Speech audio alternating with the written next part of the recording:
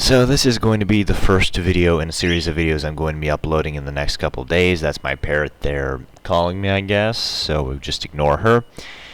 And, alright, so I was browsing through CBR.com this morning, and I saw that Marvel has officially announced that Amazing Spider-Man is going to be coming back with a brand new #1, with Dan Slott writing it and Humberto Ramos doing the art. And we already knew this was kind of happening. There was this, big leak where the cover for the first issue was released. It said Dan Slott and Ramos on it.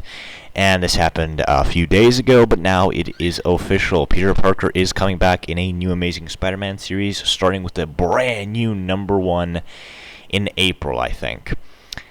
And, oh my god, first I have to talk about the people's reaction to this whole idea, because I just cannot believe how naive a lot of people are being. Now, everyone is really excited over this. And if Marvel didn't have a history of keeping Spider-Man in limbo, I would be excited about this too. But I just have to say, if any of you think anything Marvel does in the next 20 years is going to help that they're ever going to allow Spider-Man to evolve and grow as a character, you're fucking naive. Because they won't. Because the very concept of Spider-Man was doomed from the start. See, the whole point of Spider-Man was to create a character people could relate to.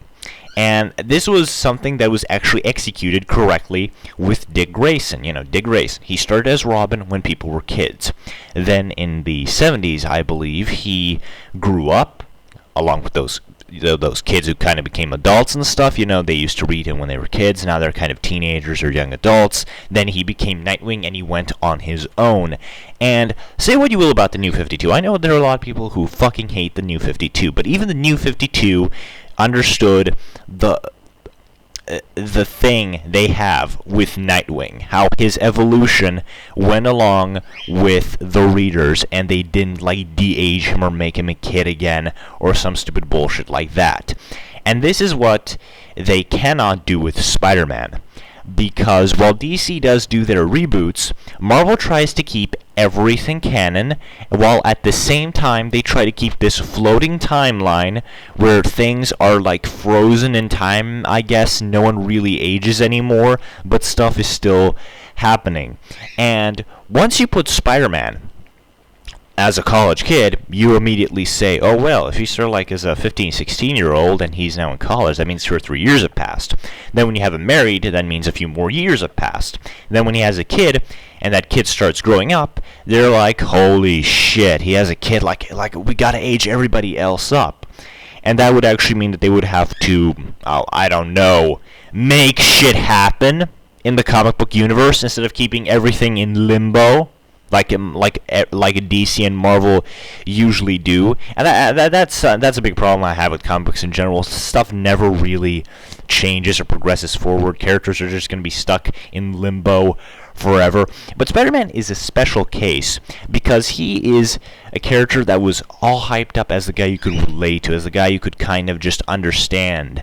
And when you start him off as a teenage kid, and appeals to teenage kids, they grow up, he grows up with them, and then you have this whole big thing. But the problem comes in when you give him a kid and that kid starts growing up. And when the kid starts growing up, you have this big fucking continuity problem where, holy shit, he's aging up. That means you gotta age everybody else up. That means this character is now this old, this character is that old, this character cannot do this because he or she is that old now.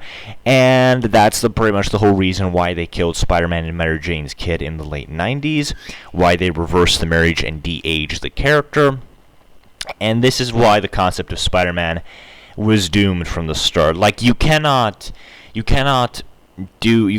hype up a character since his inception as the guy you can relate to, as the guy who will grow and evolve like you as time goes on, and then keep him in limbo. That doesn't fucking work.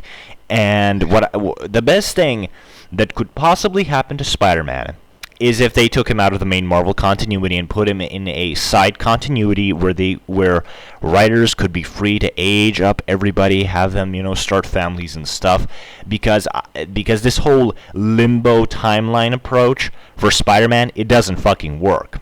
and they were able to pull it off for a few years. But once Spider-Man got married and started, thinking about having a kid and stuff, and then the second you bring in a kid into the whole equation, things just go completely to fucking hell. So yeah, Spider-Man is going to be stuck in limbo. You are naive if you think him handling the fallout of Otto Octavius is going to have any long-term repercussions. It is going to be kind of interesting, okay, to see how he's going to deal with that stuff. And I would actually... The one thing that would actually make this a little bit more tolerable is if Peter doesn't just throw away everything Ock did, because, in my opinion, Ock was a far, far better Spider-Man than Peter ever was. He actually used his vast technology at his disposal to fight crime. He had these small sentry bots spread all over the city, and they basically informed him of crime so that he could respond to them properly. He created all of these different gadgets to help him catch criminals and combat his rogues gallery. He learned from his previous mistakes. He understood how his enemies fought, and all around, he was a better Spider-Man than Peter ever was. Now, on the flip side, well, actually, no. I was going to say Peter actually does the whole personal life thing better, but Peter doesn't do anything better. Like, Doc actually had the right approach. He understood I can't maintain a personal life while being Spider-Man, so he just pretty much threw his personal life aspect, to the side, and he just basically devoted himself to being Spider-Man, I guess. Maybe because he learned that, trying to have a girlfriend while a bunch of homicidal freaks are trying to kill me on a daily basis is a bad idea. There are some heroes who can pull that shit off, but Spider-Man is not one of them. So, all around, I would say Doc Ock was definitely the better Spider-Man, just in general, than Peter Parker ever was. But I would actually prefer it if Peter actually didn't just throw away everything Ock did, like he sees that Ock made all these gadgets and he operated like this, and maybe if I do it his way, maybe things are going to be a little bit easier for me. Because that's a big thing that bothered me with Spider-Man, becoming part of this big company. He had all this tech at his disposal. He could do all sorts of shit with it that could make his crime-fighting career so much easier, but he never did anything with it, and it just really annoyed the bejesus out of me. But even if they do make him learn from Dr. Octavius, this is not going to matter at all. For all you people thinking that Marvel is suddenly going to allow him to grow and evolve, it's not going to matter. Because, in my opinion, Spider-Man needs to be taken out of the main Marvel continuity and put in a continuity where writers are allowed to age characters up and where they can do kind of their own thing. Hell, the end of the Clone Saga, Peter was supposed to, lose his leg, I think, and then Ben Reilly was supposed to replace him as Spider-Man, and Peter Parker would have a kid with Mary Jane who ended up being Mayday Parker, and, Peter could stay on as, a mentor figure to Ben, and I actually think this would have been the smartest idea for them, because you could still, have Spider-Man, have a kid, have a family and stuff, but then you could have, this young Spider-Man who kind of has to deal with the same stuff Peter did, and it would have been at least an okay compromise, I guess, but we all know how the Clone Saga ended. But Jesus Christ, was that a clusterfuck. But yeah, those are my thoughts on Peter Parker coming back. It's not going to matter at all. You're naive if you think it is going to suddenly make Marvel realize we got to grow this character. And I might even buy that they would allow someone to grow him if Dan Slott wasn't writing this.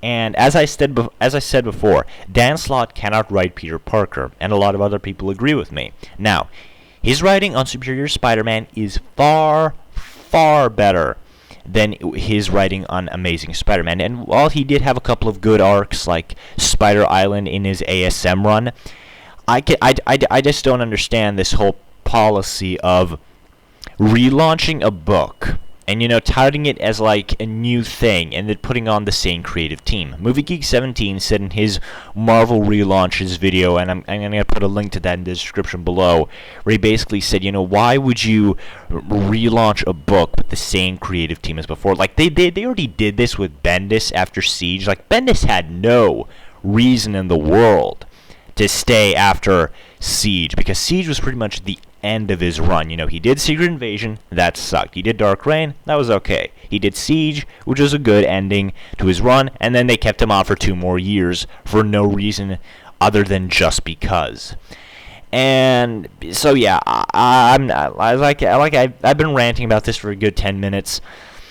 But I just don't think this is going to mean anything. I just understand this whole mentality of I would rather have a poorly written Peter back than no Peter at all, in comparison to a Spider-Man who is actually learning from his predecessor's mistakes, and he's actually a far better crime fighter than the old Spider-Man. But yeah, I don't care anymore. Like, Spider-Man as a concept has just failed. Like, he really needs to be taken out of the main continuity and put into some alternate universe where he can grow up and stuff can actually, permanently change for him. Because this whole limbo thing with the Marvel timeline, it's not working for him. It never has. And it's just doomed the character and just, buried him in a landfill where he has no fucking way of escaping.